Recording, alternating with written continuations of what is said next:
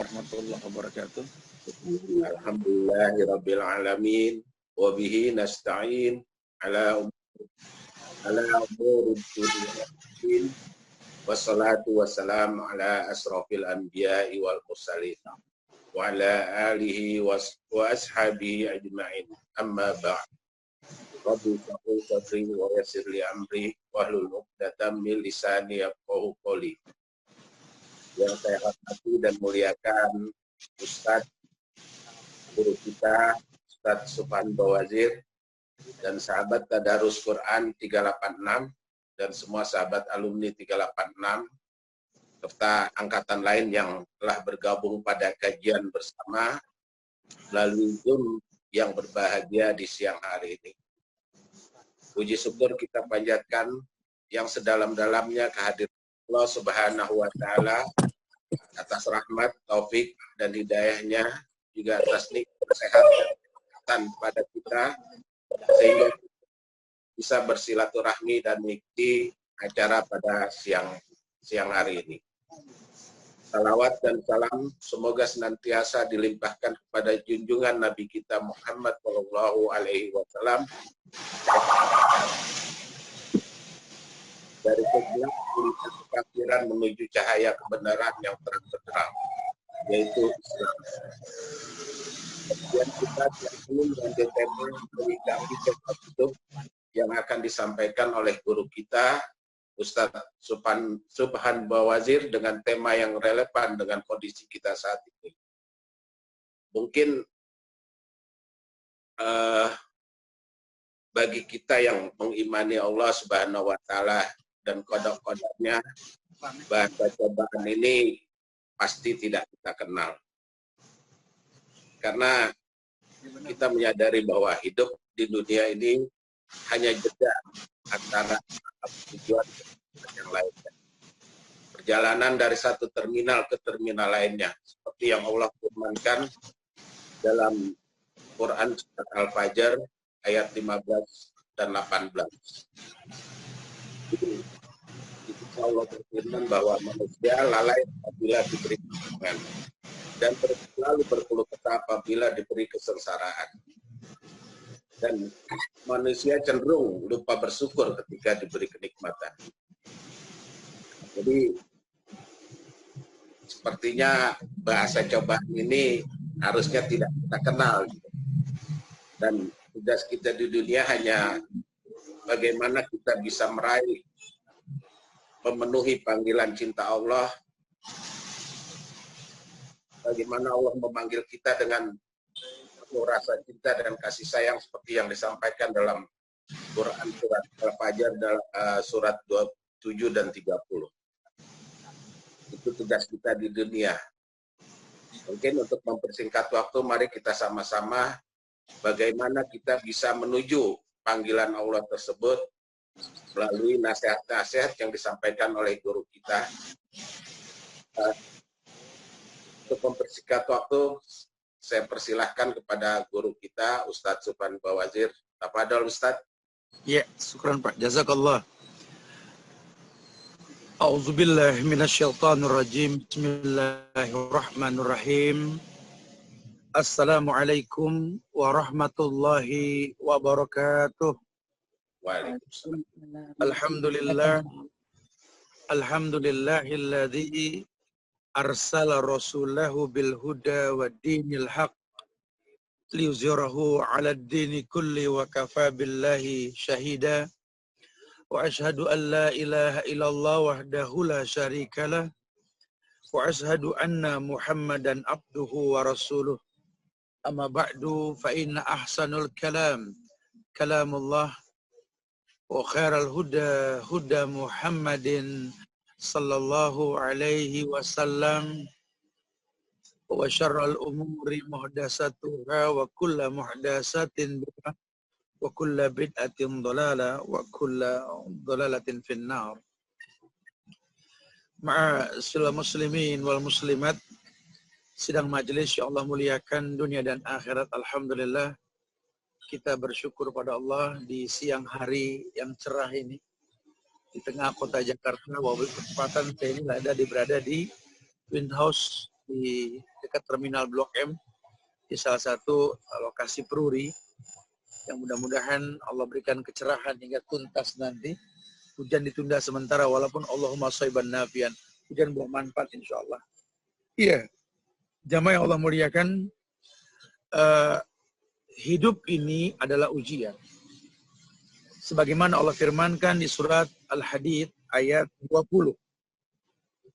Ketika Allah mengatakan i'lamu annamal hayatud dunya la'ibun wa lahun wa zinatu wa tafakhurun bainakum wa takasurun fil amwali wal aulad kama sali ghaisin a'jabal kufar nabatuh summa yahiju fatarahu musfarra summa yakunu khutama wa fil akhirati adzabun syadid wa maghfiratu minallahi wa ridwan wa mal hayatud dunya illa mata'ul ghurur. Bisa dilihat di surat Al-Hadid ayat 20 ini Allah informasikan dengan bahasa yang tegas. Allah mengatakan i'lamu ij'al nafsakum aliman bil ilmi. Berilmulah kalian. Annamal hayatud dunya laibun wa lahun. Bahwa kehidupan dunia ini merupakan permainan. Hidup ini merupakan senda gurau, tipu daya. Makanya kalau yang punya dunia sudah bilang dunia seperti itu, kita jangan terkecoh. Jangan. Ya, lawang memang Allah menciptakan dunia, Allah yang mengatakan, kehidupan dunia yang kuciptakan ini laib, cuma main-main. Walahun, ya ini sesuatu yang memang melalaikan. Wazinatun, perhiasan. Watafakhurum bainakum watakasur fil amwali wal aulad. Berbangga-bangga di antara kalian dengan bangganya jumlah bilangan harta maupun anak yang kita miliki. Kama sali ghaisin a'jabal kufar nabat. Sama seperti rumput yang hijau menghijaukan bukit yang tandus. Sumaya hiju fatarahu musbara. Tak berselang waktu yang hijau berubah menjadi kuning. Sumaya kunu khutaman, kemudian jadi kayu-kayu kering yang gampang terbakar. Wa fil akhirati adzabun syadid, dan di akhirat nanti ada azab yang pedih.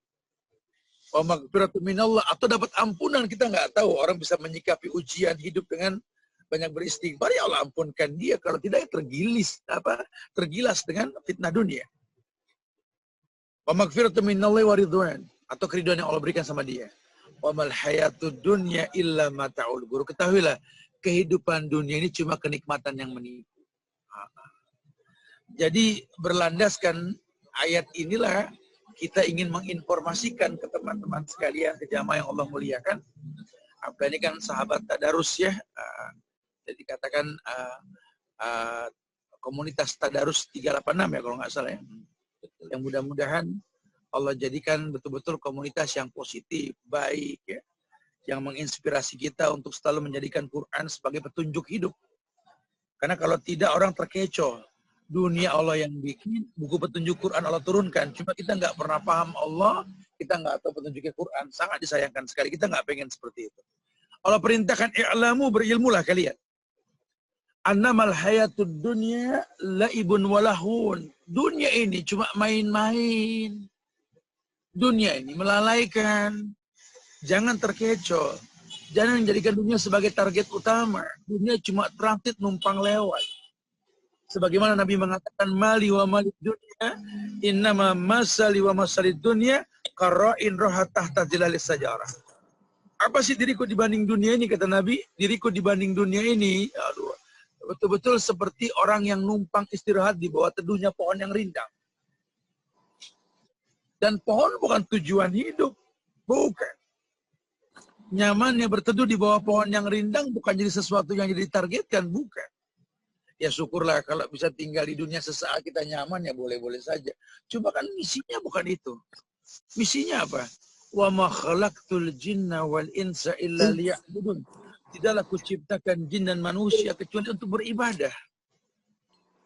Iya, kalau dikatakan laibun, bermain-main, jadi nggak ibadah, Ustaz. Dia nggak juga.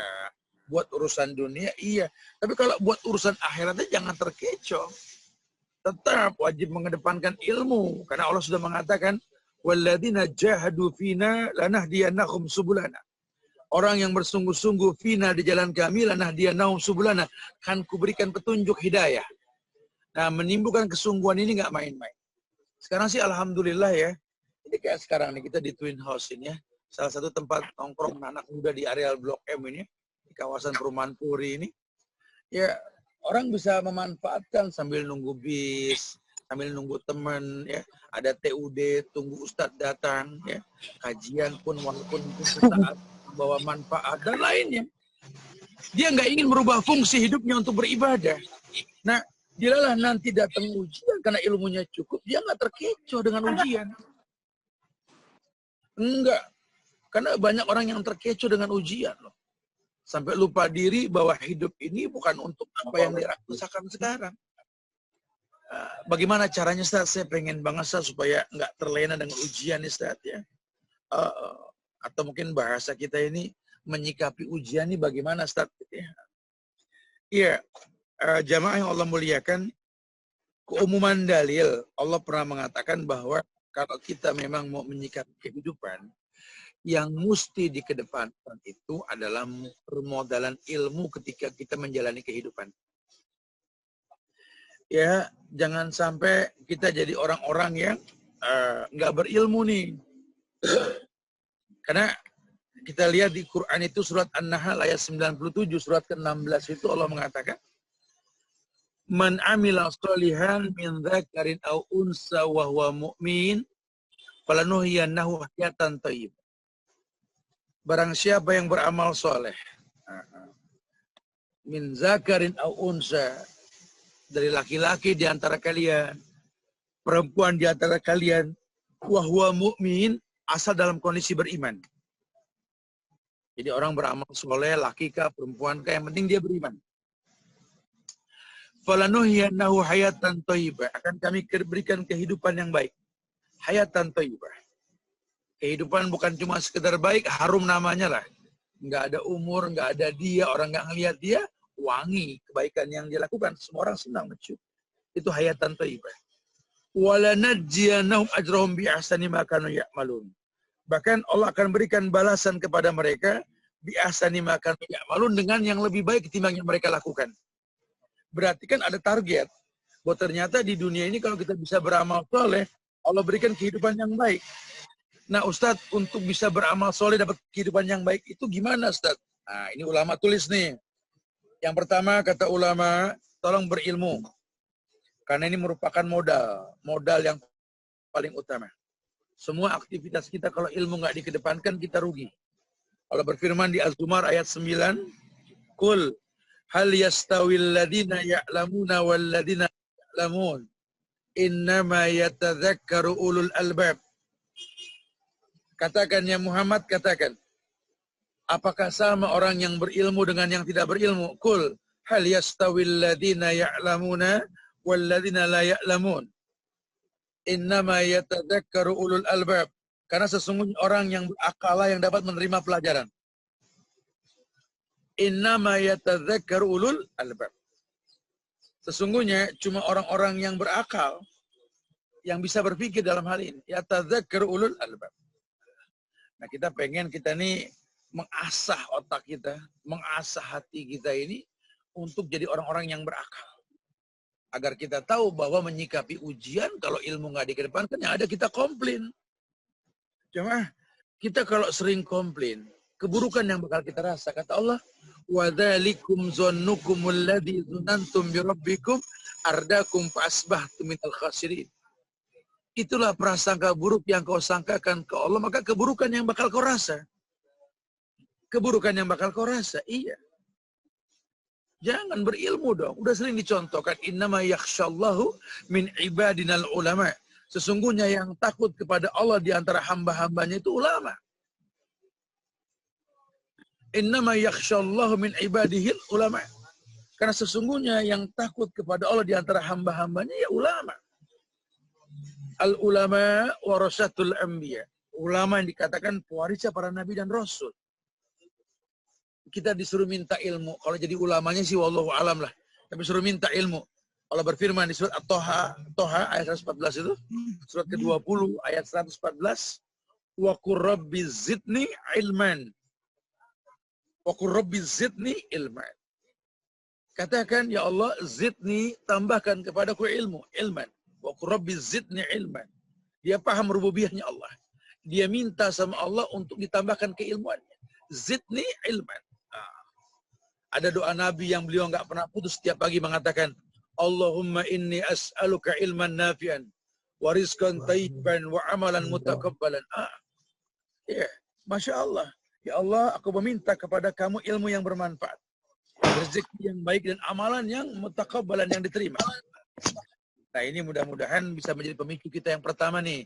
Bagaimana cara hidup kita? Bagaimana cara kita mendapatkan kebaikan dalam kehidupan kita? Yang kedua, setelah itu kita mesti tahu bahwa wa inna Allah Ta'ala la yunalu ma indahu illa bitta'ah. Ajmilu fit talab. Semua yang baik adanya di sisi Allah. Dan semua yang baik yang adanya di sisi Allah ini nggak mungkin kalian dapatkan kecuali kalian mentaati Allah. Ajmilu fit talab. Perbagus cara meminta. Maka di yang kedua diajarkan cara oleh ulama beribadah hanya kepada Allah dan tidak mensekutukannya sedikit pun. Suruh beribadah. Beribadah hanya kepada Allah dan tidak mensekutukan Allah sama sekali. Kenapa? Karena Allah mengatakan bahwa wa malizzalimina min ansar. Tidak akan pernah ada penolong buat orang yang berbuat syirik, berbuat zalim. Jangan pernah menyekutukan Allah. Baik diterjemahkan adalah sesuatu yang kecil maupun yang besar. Karena yang namanya syirik ini ada yang kecil, ada yang besar. Ya. Udah, pokoknya judulnya syirik. Kalau kecil ya memang nggak mengeluarkan si pelaku dari Islam. Tapi kalau besar mengeluarkan. Cuma kalau kecil dirutinkan, kata ulama, jadi besar. Anda mau minta tolong sama Allah, tapi Anda menyakiti Allah, yang nggak bisa. Ana agna syuraka yani syirki. Man amila amalan asraka fi ghairi ma taraktu syirka. Kata Allah, aku ini kan sekutu yang paling benci disekutui. Ana agna syuraka yani syirki. Aku ini sekutu yang paling benci disekutui. Jadi kalau kamu bersekutu dengan Allah, Allah suka. Cuma jangan mendua hati bersekutu dengan yang lain, jangan. Ini udah bersekutu sama Allah, bersekutu sama yang lain, ya kufur. Allah bilang, wa malizzalimina min ansar, tidak akan pernah ditolong kalau dia berbuat seperti itu. Kembalikan fungsi hidupmu untuk apa? Az-Zariyat ayat 56-58, surat ke-51 itu Allah mengatakan, wa ma khalaqtul jinna wal insa illa liya'budun. Ma uridu minhum min rizkin wa ma uridu ayut'imun. Innallaha dzul quwwatil matin. Kata Allah, tidaklah kuciptakan jin dan manusia kecuali untuk beribadah kepada Allah. Ma uridu minhum min rizkin, kami enggak butuh rezeki dari mereka, kata Allah. Wa ma uridu ayut'imun, kami juga enggak butuh dikasih makan sama mereka. Kalau mereka berbuat baik, aku yang memberikan pahala kebaikan. Bahkan dikatakan bahwa Allah akan janjikan kemuliaan buat orang yang berbuat kebaikan. Maya'mal misqala dzarratin khairan. Ada kebaikan yang dijanjikan. Allah nggak menutup mata pada setiap kebaikan orang-orang beriman ketika dia berbuat baik. Untuk dirinya. Kullu amal ibni Adam lahu. Setiap ibadah anak Adam kembali pada si pelakunya. Maka dia tertolong dan dia harus selalu tertolong sama Allah. Karena dia punya parapin yang membuat dia tertolong sama Allah. Tadi di awal di An-Nahl Allah mengatakan man amila sholiha min dzakarin au unsa wa huwa mu'min. Falanuhyanahu hayatan thayyibah. Kan kuberikan kehidupan yang baik. Siapa mereka? Laki-laki maupun perempuan yang beriman. Dan dia mau beramal soleh. Wa ma umiru illa liya'budullaha mukhlishina lahudin. Caranya bagaimana? Ikhlaskan agamanya untuk Allah. Karena orang-orang dikatakan kafir, kata Allah, wa ma umiru illa liya'budullaha mukhlishina lahudin. Mereka tidak diperintahkan kecuali mengikhlaskan agamanya untuk Allah. Enggak mendua hati. Kamu ibadah buat Allah, kamu kerja buat Allah, kamu bersedekah buat Allah, kamu nikah buat Allah. Benci dan cinta pun karena Allah. Kalau sudah bisa seperti ini, punya masalah, menyikapi dia dengan apa?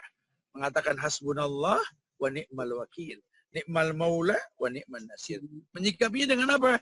Hasbiyallahu la ilaha illahu alaihi tawakkaltu wa huwa rabbul arsyil azim. Menyikapinya dengan apa? Mengatakan la haula wa la quwata illa billah. Tapi kalau nggak ada hubungan dengan Allah, susah kita menyikapinya, sulit. Enggak, kita nggak pengen seperti itu. Nah, ya, taib. Nah, yang ketiga ya dikaitkan dengan itu. Bagaimana menyikapi ujian ini, Ustaz? Beramal soleh. Soalnya kan kita di lockdown nih, Ustaz. Kita nih nggak bisa sholat di masjid. Alam takun ardullahi wasiyah fatuhajjiru fiha. Bukankah bumi Allah luas? Cari dong. Kata Nabi, ju'ilal ardu li ummati masjidan. Ju'ilal ardu li ummati masjidan. Dijadikan bumi ini untuk umatku masjid. Kalau kemarin awal-awal pandemi mungkin kita kolab, bingung mau ngapain. Nunggu fatwa ulama, ulama berfatwa. Jangan sholat di masjid, ikutin dulu. Sambil cari formula. Setelah tahu formulanya kita punya protokoler, betul? Mulai turun fatwa lagi boleh, asal atur jarak. Keluar fatwa lagi, lama-lama kita biasa. Yang penting kita punya antibody. Dengan 4M, dengan 3M. Ya, mencuci tangan, memakai masker, mengatur jarak. Iya. Ya, setelah kita punya tawakal. Cuma jangan lupa, itu kan pendapat manusia. Jangan tinggalkan pendapat manusia mulia yang Allah pernah ciptakan, Muhammad bin Abdullah sallallahu alaihi wasallam. Beliau mengatakan, alaikum bihabbas sauda, fa inna fiya shifa' min kulli da'il as-sa'. Sambil kalian menaati protokol yang ada, tolong konsumsi habbatus sauda. Obat semua penyakit kecuali maut, kata Nabi. Nah, ini yang ngomong bukan kaleng-kaleng, nih Rasul langsung. Kita nggak yakin sama omongan Rasul. Omongan manusia aja kita yakin kok. Omongan Rasul kita nggak kelewatan. Beliau yang mengatakan, alaikum bihabbas sauda. Hendaklah kalian itu mengkonsumsi habbatus sauda. Obat semua penyakit kecuali maut. Dan kalau melaksanakan perintah bukan cuma nikmat ketika minumnya, pahala saat minum. Alasan apa? Taat sama Rasul. Taat sama Rasul. Ya.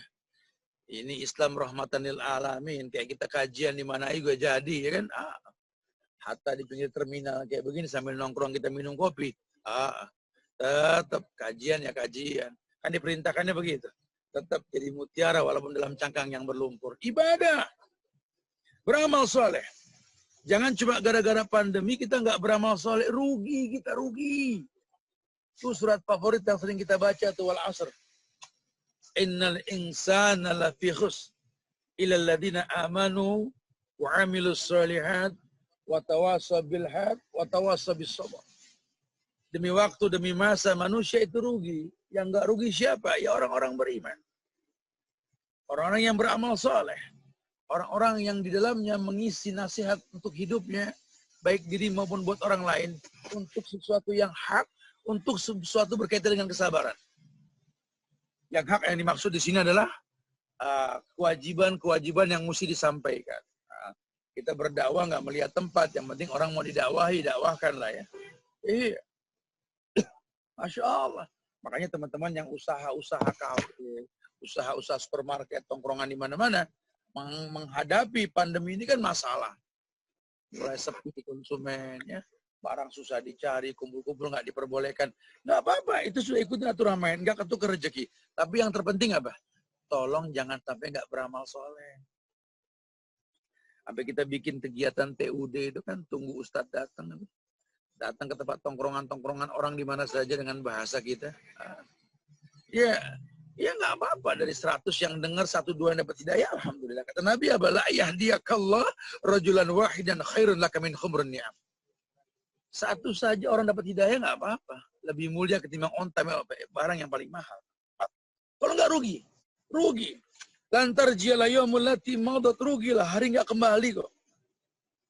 Sekarang kita nongkrong di sini, kita ngobrol agama di Twin House, di dekat apa namanya?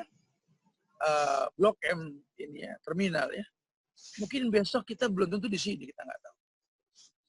Atau tadi mana lagi kita bakal kumpul, betul? Kesempatan berbuat baik lewat begitu saja. Ulama mengatakan, lantar jiyal ayyamul lati madat, nggak kembali hari-hari yang telah lampau. Nah kalau hari nggak kembali, kita mau ngapain habisin waktu begitu saja? Rugilah kita. Makanya yang keempat, gimana Ustaz cara yang lain Ustaz? Ya suruh banyak mengingat Allah. Banyak mengingat Allah.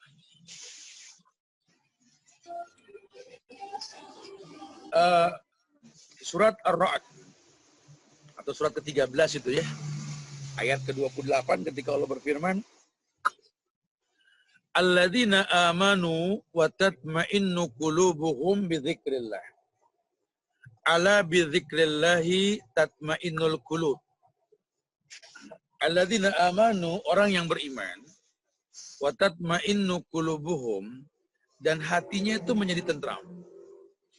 Ala bi dzikrillahi tatma'innul qulub. Dengan mengingat Allah, hati itu tenang. Ini kan iklan yang Allah iklankan di Quran.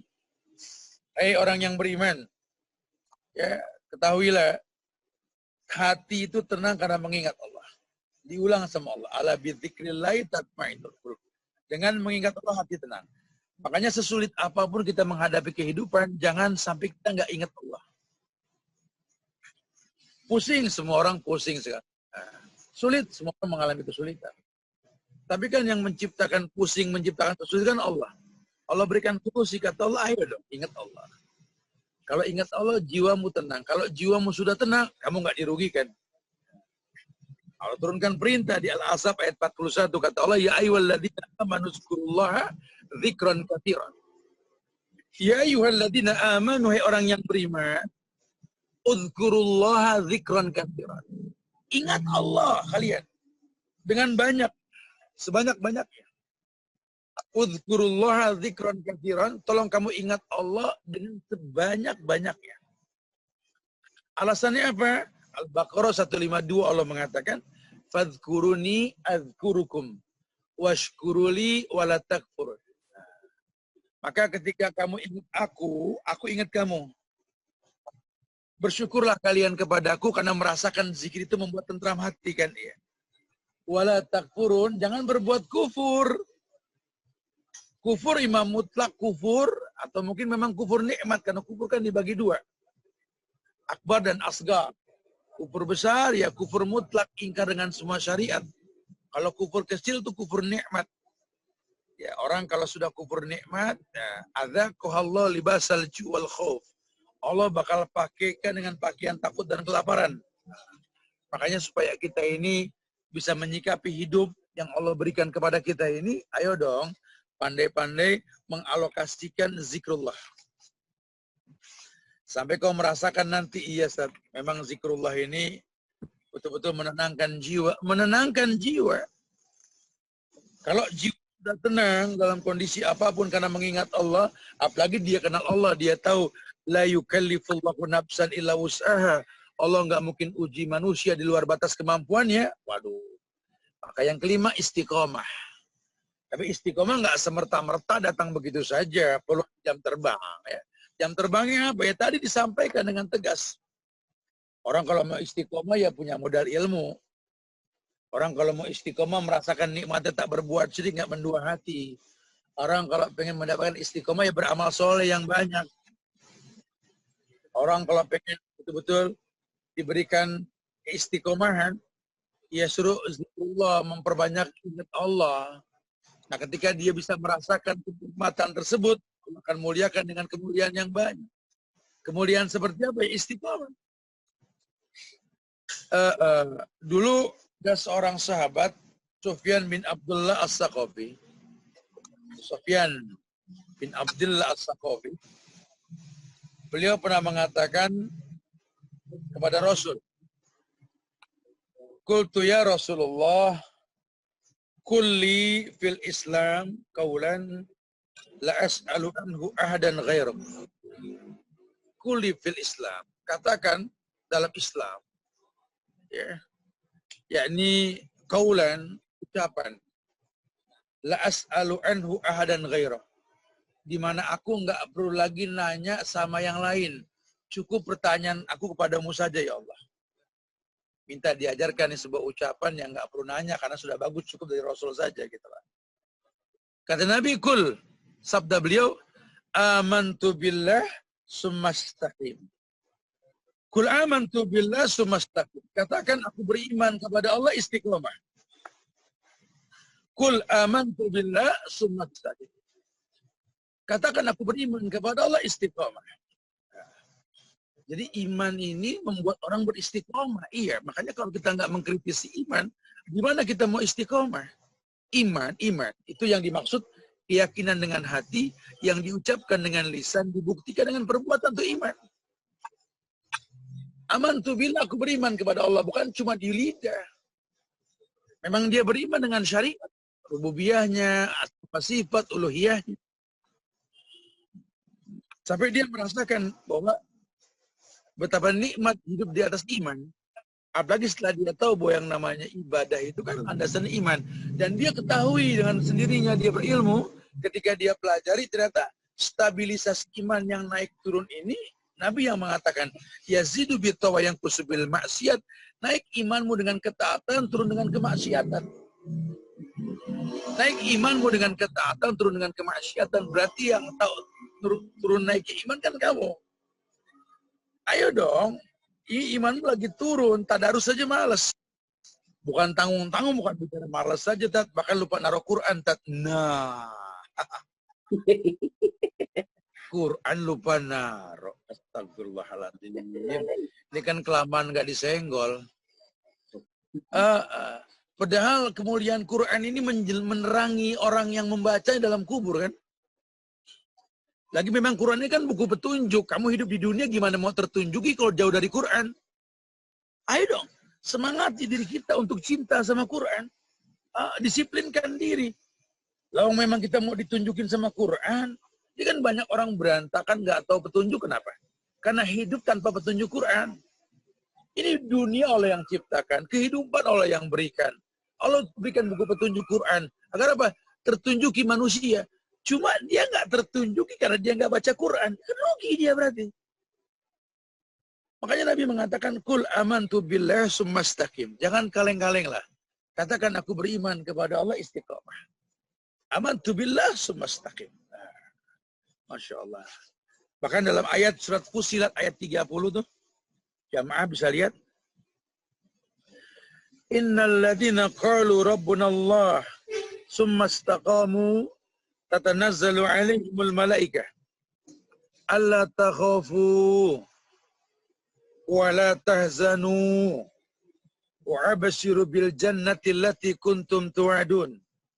Allah bilang begini, innal ladina qalu rabbuna Allah, sesungguhnya orang-orang yang mengatakan Rabb kami itu Allah, yang mencipta, menghidupkan, memberikan rezeki, ya Rabbuna Allah. Summastaqamu, kemudian dia beristiqamah. Tatanazzalu alaihimul malaikah. Otomatis malaikat bakal diturunkan. Malaikat bakal berkata, Allah takhafu wa la tahzanu wa abshiru bil jannati allati kuntum tu'ad. Kata malaikat, jangan kalian takut. Ini Allah suruh saya ngomong begini, kata malaikat. Orang yang sudah betul-betul istiqomah, Allah takhafu, nggak bakal takut. Wa la tahzanu, nggak bakal sedih. Bahkan nggak tanggung-tanggung. Wa abshiru bil jannati allati kuntum tu'adun. Kabarkan sama mereka tentang surga yang Allah janjikan sama mereka. Setiap kebaikan akan mendulang indahnya surga. Kamu berbuat baik, Allah janjikan surga buat kamu nanti. Surat Al-Aqaf ayat 13-14 sambil mirip itu ya. Innal ladzina qalu rabbuna Allah summastaqamu fala khaufun 'alaihim wa lahum yahzanun. Ulaika ashabul jannah khalidina fiha jazaa'an bima kanu ya'malun. Orang yang mengatakan Rabb kami Allah, kemudian dia istiqamah, fala khaufun 'alaihim. Dia enggak punya rasa takut, fala khaufun 'alaihim wa lahum yahzanun. Dia enggak akan pernah bersedih.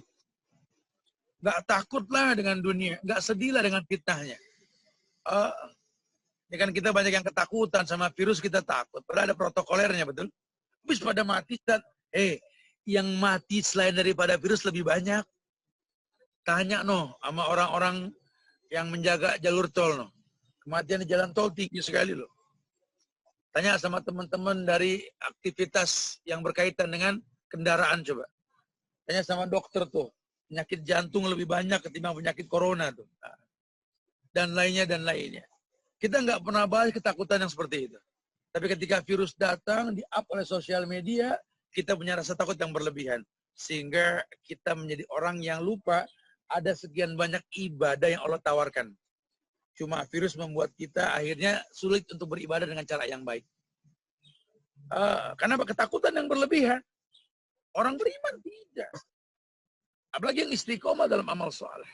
Nggak ada khawatir. Ya kalau apa namanya, sekedar apa ya istilahnya, waspada boleh-boleh saja. Walaupun Nabi mengatakan la adwa, nggak ada penyakit yang menular. Tapi ya waspada, karena penyakit itu akan masuk ke orang yang imunnya lemah. Nah, kan? Dia senang-senangin hatinya. Ketika ujian datang berat, dia rasa, dia ingat. La yukallifullahu nafsan illa wus'aha. Allah nggak mungkin uji dia di luar batas kemampuannya. Nggak terlalu khawatir. Makanya la khaufun alaihim. Walahum yahzanun, kalaupun terkena, dia nggak sedih. Dia nggak takut. Lawang kulun nafsin dha'iqatul maut, setiap yang hidup pasti mati kok. Ya kalau nggak sekarang ya besok. Mati kan nggak nunggu tua. Mati nggak nunggu sakit. Kalau sudah memang hadhimil ladza, malaikat maut penyetop kenikmatan datang, kita mau ngomong apa? Ya, jangan kita anggap kalau orang meninggal harus sakit dulu. Banyak orang yang nggak sakit mendadak meninggal. Jangan kita anggap kalau ngomong mati cuma sama orang tua yang bakal mati. Yang muda lebih banyak ketimbang yang mati. Sudahlah, kita nggak usah pikirkan itu. Hidup kita bukan menanti kematian. Hidup kita membuat kemungkinan meninggal dalam kondisi husnul khatimah. Baru kemudian yang ke-6, ya, ada perintah menjauhkan diri dari yang namanya dosa dan maksiat. Ya, jadi suruh betul-betul tahu bahwa kemaksiatan itu menghalangi kebaikan. Kata Nabi sih gini, innar rajula la yuhramu rizqa bi dzambin yusibu. Orang terhalang dari rezekinya karena kemaksiatan yang dia lakukan. Innar rajula la yuhramu rizqa bi dzambin yusibu. Orang terhalang dari rezekinya sebanyak kemaksiatan yang dia lakukan. Berarti dia mulai mengerti nih, karena ternyata kemaksiatan yang dia lakukan ini bisa mendatangkan keburukan, terhalang kebaikan. Ya, dalam kondisi yang seperti ini, yang paling bagus ya banyak-banyak istighfar. Udah sering kita berkeluh kesah, sering kita komplain dengan keadaan, itu kan semua dosa. Cari enak, cari santai, lupa ibadah, itu kan semua dosa. Menyia-nyiakan waktu, nggak bersedekah, nggak berbuat baik, itu kan semua dosa. Ini penghalang-penghalang kebaikan. Ya, kuncinya apa supaya tertarik dalam bentuk kebaikan? Jaga hati. Kata Nabi, inna fil jasadi mudghah, idza saluhat saluhal jasadu kullu, wa idza fasadat fasadal jasadu kullu, ala wahyal qalb. Dalam diri manusia ada segumpal darah. Kalau segumpal darah tersebut baik, baik semuanya. Kalau buruk, buruk semuanya. Ala wahyal qalb. Itulah yang dikatakan hati. Jaga hati. Hati tergantung yang dilihat. Hati tergantung yang didengar.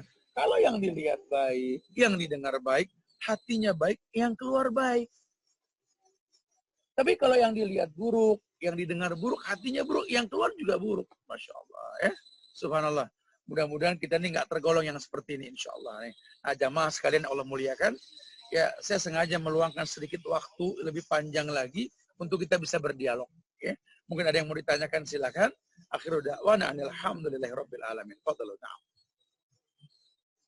Baik, terima kasih Ustadz atas nasihat yang disampaikan. Ya. Mungkin teman-teman ada yang mau ditanyakan, silahkan. Saat ini sih belum ada nih Ustadz, belum ada pertanyaan yang masuk. Fadhal. Ada 6 hal yang saya kedepankan tadi, mudah-mudahan jadi bahasan kita insya Allah ya. Fadhal, silakan. Anda prepare sambil menunggu yang antum mau tanyakan. Fadhal, nah. Silakan. Oke. Jadi kalau boleh saya ambil intisarinya, ada 6 hal yang tadi Ustadz sampaikan. Pertama, untuk bisa kita selamat dari kondisi saat ini, pertama kita harus berilmu. Kedua, tidak boleh syirik. Ketiga, kita harus perbanyak amal saleh dan Allah. Kemudian yang kelima, istiqomah. Iya. Dan yang keenam, jauhkan diri kita dari segala dosa dan maksiat. Betul sekali, Masya Allah. Ya. Dari kondisi-kondisi yang tidak mengenakkan diri kita. Iya. Jadi, monggo teman-teman yang mau bertanya. Tunggu.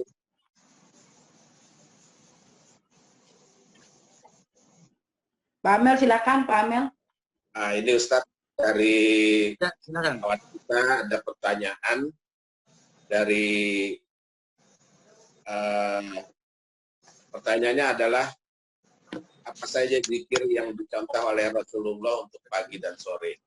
Ini dari sahabat kita Rikjen Arkamelti. Zikir yang diajarkan Pak ya? Iya, Ustaz. Tayyib, sebenarnya keumuman makna zikir itu kan mengingat. Maka yang menjadi penyebab mengingat Allah itu yang paling utama baca Quran. Maka dikatakan sebaik-baik zikir adalah Al-Quranul Karim. Di dalamnya ada nasihat berbentuk ayat-ayat yang tersurat yang bisa kita jadikan sebagai pedoman hidup.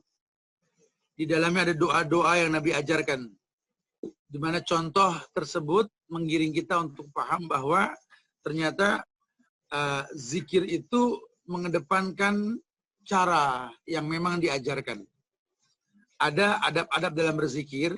Yang pertama, kita disuruh banyak beristighfar. Beristighfar terlebih dahulu sebelum kita memohon kepada Allah dengan banyak hal. Kemudian kita disuruh mengetahui bahwa sebelum kita mengingat Allah, sebelum kita meminta kepada Allah, Allah perintahkan kita untuk mengingatnya dengan cara-cara yang baik. Bertasbih, bertahmid, bertahlil. Ya, sampai betul-betul paham bahwa Allah itu senang dipuji. Makanya sebelum kita meminta, pandai-pandailah kita memuji Allah. Agar kita tahu bahwa ketika kita memuji Allah, Allah akan puji kita dengan jawaban-jawaban pada setiap doa yang kita panjatkan. Allah akan muliakan kita insya Allah. Makanya ulama menggiring kita untuk banyak beristighfar, namun bertasbih, bertahmid, bertahlil pun diperbanyak untuk kita tahu bahwa la yukallifullahu nafsan illa wus'aha. Allah nggak mungkin uji manusia di luar batas kemampuannya. Wallahu a'lam bishawab. Baik, terima kasih Ustaz. Oke, teman-teman ditunggu. Assalamualaikum Ustaz. Waalaikumsalam. Saya Indra. Iya Pak Indra. Jadi begini Pak Ustadz, kan tadi Pak Ustadz bilang bahwa Allah tidak akan menguji manusia di luar kemampuannya. Karena Allah akan tahu ukuran kita terhadap ujian yang diberikan.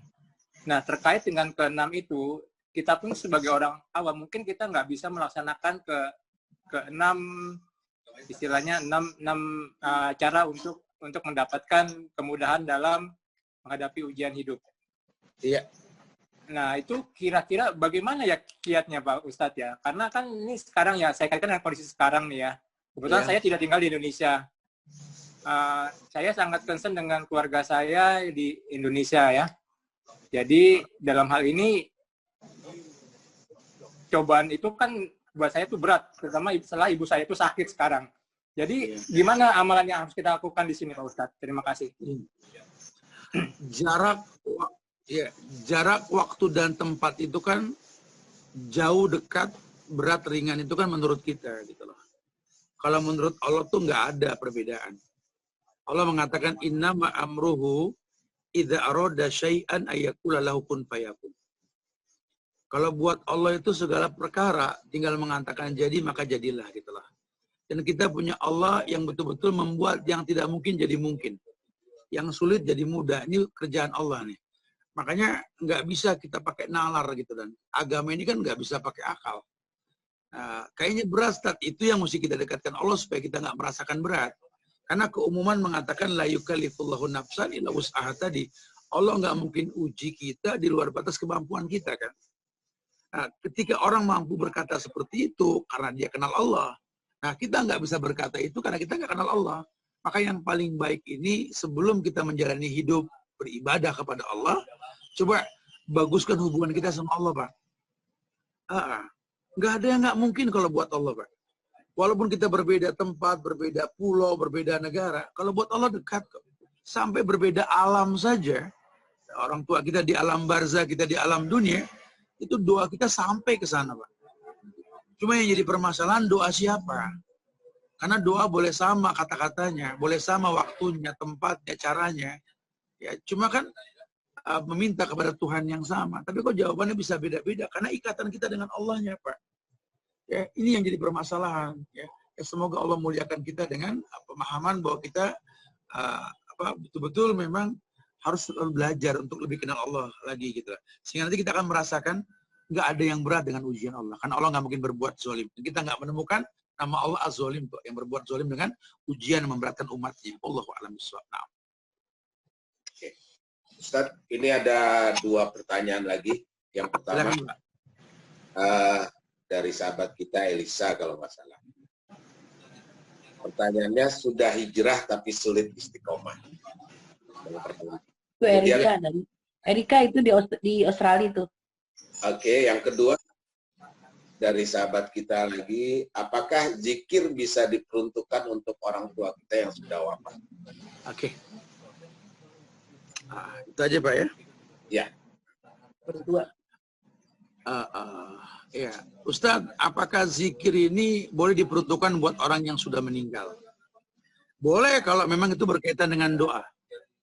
Allahumma gfir lahu warhamhu wa'afihi wa'fu anhu, boleh. Atau Rabbi gfirli wali walidaya, anak sama orang tua doanya sama, hidup atau meninggal orang tuanya sama. Atau dia tahu bahwa anta wa maluka li abika, kata Rasul, kamu dan hartamu milik orang tuamu. Harta itu kan ya bukan cuma uang, rumah, materi, bukan. Harta lebih daripada itu, apa yang kau miliki. Pahala itu kan harta kamu, yang bakal kamu bawa ke akhirat nanti. Nah, semua yang kau miliki dalam bentuk kebaikan, otomatis orang tuamu kebagian. Makanya kita disuruh berdoa, Robbi habli minas sholihin, minta anak yang soleh. Karena semua kebaikan anak yang soleh akan sampai ke orang tua yang sudah meninggal. Seperti itulah. Tadi yang pertama, apa Pak? Saya lupa lihat. Sudah hijrah, tapi sulit untuk istiqomah. Okay. Jadi tipsnya bagaimana Ustaz? Ya. Jadi sebenarnya ada 4 hal yang mesti dilakukan sama orang yang hijrah. Karena hijrah ini kan kewajiban sampai kematian mendatangi kita. Hijrah itu kalau bahasa Arabnya intiqalul mar'u min makanin ila makanin akhar. Perpindahan seseorang dari sesuatu tempat ke tempat yang lain, ya. Ini berkaitan dengan ibadah tentunya, ya. Orang yang hijrah itu mesti melakukan 4 hal. Hal yang pertama, setelah hijrah dia wajib belajar. Dengan hiporia dengan hijrahnya. Jangan bangga dengan omongan orang karena kita hijrah. Ini bumerang yang mematikan, hati-hati pujian ini. Belajar. Pelajari supaya kamu tahu kamu pernah berbuat keburukan. Kita bangga dengan istilah Nabi, al-amal bi khawatimiha, amal tergantung akhir bukan awal. Orang dilihat sekarang bukan dilihat dulunya. Yang pertama belajar. Yang kedua, dia harus duduk di majelis ulama. Jangan sampai belajar sendiri. Duduk dekat dengan ulama. Kita tinggal di zaman milenial yang gampang. Yang buku nggak semuanya tertulis. Ada yang berjalan tuh orang tua kita, guru-guru kita. Kita bisa video call, bisa voice note, bisa telepon langsung, bisa. Mudah sekarang, bukan susah. Yang ketiga, kita disuruh mengkontrol makanan. Jangan yang syubhat, apalagi yang haram. Nabi mengatakan orang yang menjaga syubhat, menjaga agama dan kehormatannya. Ya, tolong jangan sampai orang Islam masih pakai bank-bank konvensional, menghalalkan riba, atau melecehkan syariat. Jangan, kamu akan dirugikan dengan sendirinya nanti. Karena Allah mengatakan perang melawan riba kan. Nah, kemudian yang terakhir, yang terpenting apa? Berteman dengan orang soleh. Almar'u ala dini khalili, orang tergantung agama temannya. Cari teman yang baik yang menginspirasi kita untuk banyak berbuat baik. Allahu a'lam. Nah. Oke Ustaz. Kembali tadi dalam pengantar saya mengutip tentang Quran surat Al-Fajr, Ustaz. Apakah ayat 27 sampai 30 itu yang harus menjadi tujuan hidup kita, Ustaz? Terima kasih. Ayo. Dalam surat Al-Fajr itu Allah menegaskan bahwa yang namanya manusia ini punya misi, punya tujuan. Punya tujuan bahwa dirinya tercipta untuk beribadah. Maka kedekatan dia dengan Allah ini membuat dia ini nggak komplain. Karena karakter manusia ya, fa'amal insanu idza mabtalahu rabbu fa akramahu wa na'amahu fa yaqulu rabbi akraman Wa amma idza mabtalahu faqadara 'alaihi rizqahu fayaqulu rabbi ahanan. Ya. Karena sifat manusia ini kan kalau dikasih nikmat dia mengatakan Allah memuliakan dia. Dikasih susah dia mengatakan Allah menghina dia. Padahal hidup ini bukan itu permasalahannya. Hidup ini lebih kepada bagaimana menjadi hamba yang bersyukur, hamba yang bersabar. Enggak semua doa diijabah sama Allah. Karena Allah enggak pengen semuanya bersyukur, ada yang bersabar. Ada rantai kehidupan, enggak pengen semua jadi dokter. Harus ada yang jadi pasien. Nah kalau semua jadi dokter, siapa yang berobat nanti? Atau sebaliknya gitu kan. Kita berdoa supaya punya anak yang pinter. Kalau semua anak pinter, guru nganggur dong gitu loh. Ada hukum sebab akibat. Nah, di situ kita disuruh patuh kepada Allah dengan syariat yang diturunkan. Allahu a'lam. Nah. Ayo dong, nanya dong, Dek. Ada satu pertanyaan lagi nih, Ustaz nih. Dan Dek, bisa bertanya ya? ya, mengenai kartu kredit, Ustaz. Apakah kartu kredit termasuk bagian daripada riba? Iya, apapun namanya, kalau memang merujuk kepada bank-bank konvensional, maka semuanya riba, Pak. Dan Nabi mengatakan, la'anallahu akil riba, wa mukillah wa katiba wa qalahum syawa. Allah melaknat pemakan riba. Yang diberi makan, yang dikasih makan, yang menjadi saksi, semuanya sama. Kita ada tawaran bank syariah. Memang bank syariah belum semaksimal bank-bank konvensional. Cuma kita dukung. Kita dukung program syariah ini. Semoga nanti akan makin sempurna gitu lah. Kebayang tidak sih 83% muslim di Indonesia kalau kompak ambil duit dari bank riba, pindah ke bank syariah. Ini musuh-musuh negeri kita ini akan kolab, Pak. Akan kolab. Lalu memang uang kita dikelola sama mereka. Kita diiming-imingkan janji persentase keuntungan lebih besar sama mereka kan. Terjerat dalam ribawiyah. Wa yadubillah wa na'udzubillah. Intinya Allah menghalalkan jual beli, Allah mengharamkan riba. Akan perang melawan riba. Semoga Allah jauhkan kita dari hal tersebut ya. Allahu a'lam bishawab. Insyaallah manfaat. Assalamualaikum. Taib. Ada lagi? Ada, saya tanya ya. Pak Ustadz, ini pertanyaan dari teman saya yang kebetulan dia memang saat ini dia single parent. Yeah. Dia single parent, dia harus menghidupi anak, dan saat ini dia masih bekerja di bank konvensional. Mengingat umur, dia bingung dia kalau dia berhenti gimana gitu, karena umurnya udah nggak muda ya.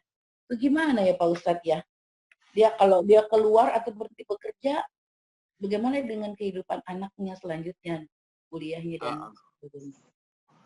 Ya semoga Allah berikan jodoh yang baik menggantikannya yang sudah tidak ada insya Allah ya. Karena biar bagaimana perempuan tuh yang paling gampang surganya sama suami kan. Semoga diberikan yang terbaik insya Allah. Karena kalau nggak menimbulkan fitnah. Kecuali kalau memang qadarullah wa masa'afa'ala dia belum dapat, ya dia nggak disalahkan. Dia terjebak dalam kedaruratan.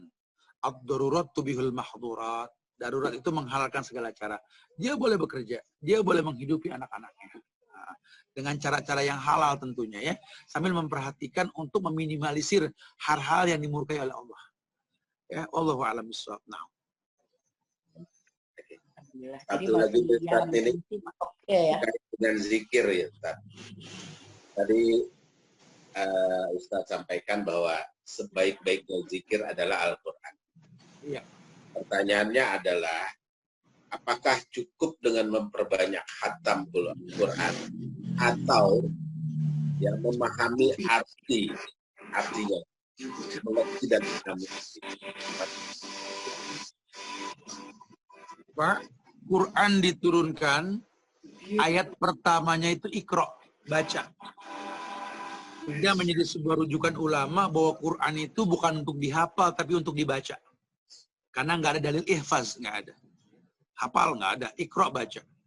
Perintah untuk membaca kita, kalau seandainya di jalan saja logikanya membaca ini kan, baca petunjuk, baca ini, baca itu, kita akan tertunjuki gitu lah.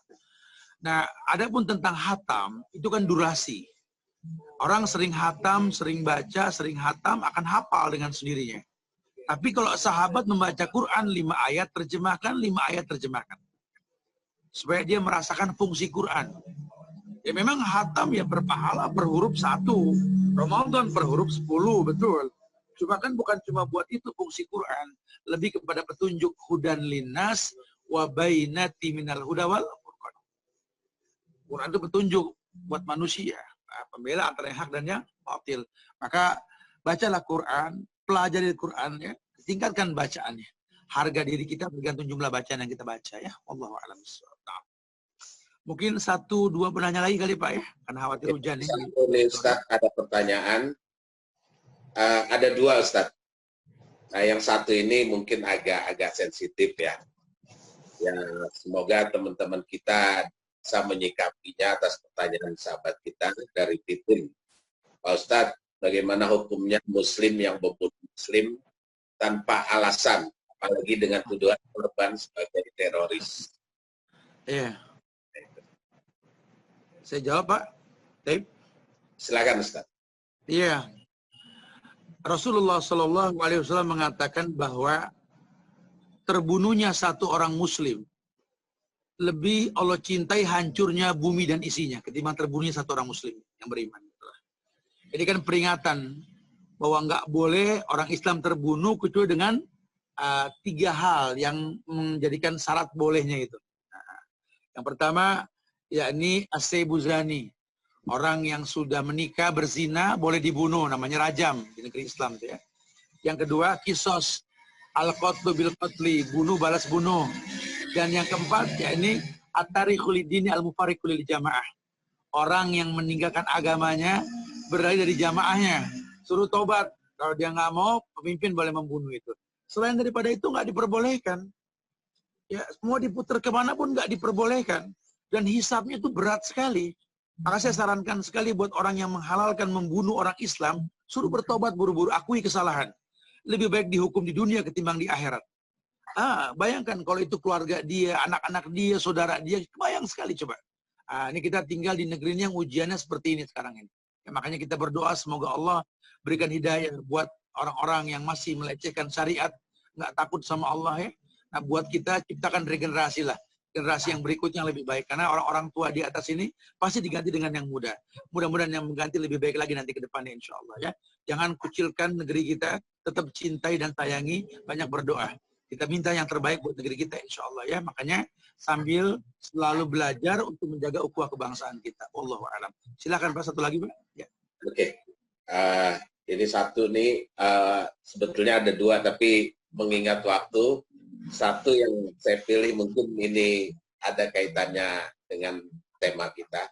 Ustaz, kita dapat musibah, kadang orang bilang itu ujian buat naik tingkat atau derajat. Tapi ada yang bilang hukuman dari Allah.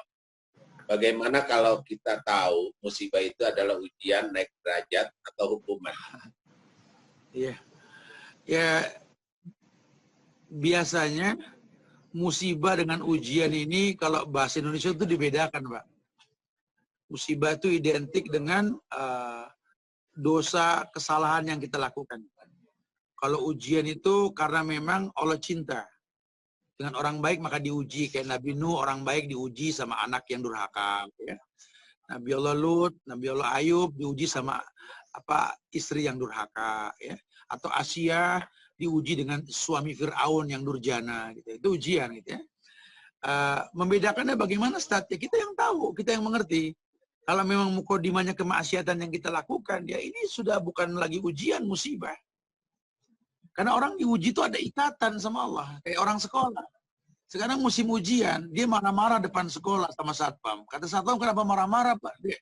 Masa saya nggak boleh ikut ujian? Memang kenapa? Ya dia nggak tahu kenapa. Emang adik sekolah di sini? Enggak. Ya gimana mau diuji lah, nggak ada ikatan. Sholat enggak, ibadah enggak, ngaji boro-boro, syariat dilecehkan. Dikatakan ekstrim dan menakutkan ini syariat.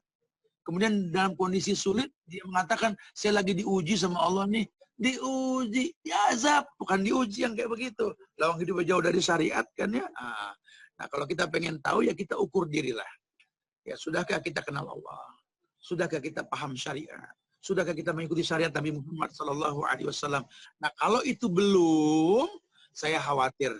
Berat rasa hidup ini adalah musibah, bukan ujian buat kita. Wallahu a'lam bishawab. Nah.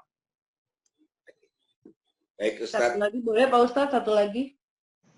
Saya khawatir hujan, saya di outdoor soalnya nih. Udah mulai gerimis. Oh gitu. Oh gimana ya? Ya sudah. Okay. Pertanyaannya dari Trisakti tadi loh, cuma satu aja Pak Ustadz, satu aja Pak Ustadz. Ya sudah, ya sudah. Silakan. Begini, Ustaz, apakah kita memberikan bantuan kepada tetangga yang tidak punya pekerjaan dengan maksud untuk membeli makanan, tapi kata orang-orang suka mabuk, jadi kita ikut berdosakah? Itu aja. Iya, tandanya memang apa ya, kenyataan sering begini ya. Kita kalau mau nolong orang, tanpa kita melihat bagaimana kondisi kebiasaan dianya gitu lah. Kalau memang dia orang susah yang layak dibantu, kita bantulah. Mudah-mudahan rezeki halal kita ini membuat hidayah buat dia insya Allah gitu lah. Ya, jadi nggak usah khawatir karena hidayah kan urusan Allah. Makanya mudah-mudahan dengan dia menerima kebaikan yang kita lakukan, dia dekat sama kita bisa mendakwahkan dia. Ya. Karena kita nggak pernah tahu hidayah kan urusan Allah. Jadi kalau kita lihat keburukan orangnya, kapan kita bantu dia? Mungkin memang dia orang yang layak untuk didakwahi, bukan cuma sekedar dibantu ya. Dan yang paham itu kita. Wallahu a'lam bishawab. Nah. Oke deh, silakan lanjut. Ustaz, terima kasih atas semua nasihat yang disampaikan. Jadi kembali saya ambil intisari daripada nasihat yang telah Ustaz sampaikan agar kita bisa melewati kondisi saat ini. Ada 6 hal yang harus ada dalam diri kita. Yang pertama, kita harus berilmu. Yang kedua, jauhkan syirik. Yang ketiga, perbanyak amal saleh dan zikrullah. Yang kelima, istiqomah. Yang keenam, jauhkan diri kita dari dosa dan maksiat. Semoga kita semua bisa memenuhi apa yang telah Ustaz sampaikan dan menjadi apa yang nasihat telah Ustaz sampaikan menjadikan perbuatan kita. Amin. Saya rasa demikian Ustaz. Terima kasih. Jazakallahu khairan. Waalaikumsalam. Makasih Pak ya. Ustaz sampaikan. Saya tutup dengan subhanakallah wa bihamdika asyhadu an la ilaha illa anta astaghfiruka wa atubu ilaik. Assalamualaikum warahmatullahi wabarakatuh. Waalaikumsalam warahmatullahi wabarakatuh.